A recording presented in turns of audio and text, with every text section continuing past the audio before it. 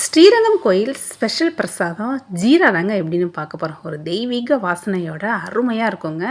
இதுக்கு நான் 3/4 கப் அளவுக்கு கற்கண்டு எடுத்துக்கிறேன். அதே கப்பில் 3/4 கப் அளவு வெல்லம் எடுத்து நல்லா இந்த அளவுக்கு ஃபைன் பவுடராக அரைச்சி எடுத்துக்கலாம். இப்போ ஒரு பேனில் 2 டேபிள் ஸ்பூன் அளவுக்கு நெய் விட்டு எந்த கப்பில் நம்ம வெல்லம் மெஷர் பண்ணமோ அதே கப்பில் 1 கப் அளவுக்கு ரவை எடுத்து நல்லா ஸ்லோ ஃப்ளேமில் வச்சு இந்த அளவுக்கு வறுத்துக்கலாங்க.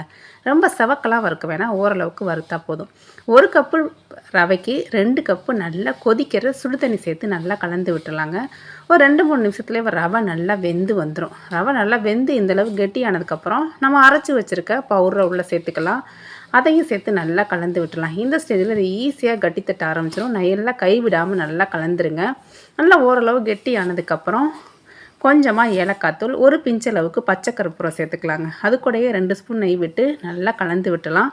பச்சை கற்பூரம் கண்டிப்பாக சேருங்க. அப்போ தான் அந்த தெய்வீக ஸ்மெல் சூப்பராக இருக்குங்க. அவ்வளோதாங்க, நம்மளோட பிரசாத ரெசிபி சூப்பராக ரெடி ஆயிடுச்சு. மறக்காமல் நீங்களும் ட்ரை பண்ணி பார்த்துட்டு கமெண்ட் பண்ணுங்கள்.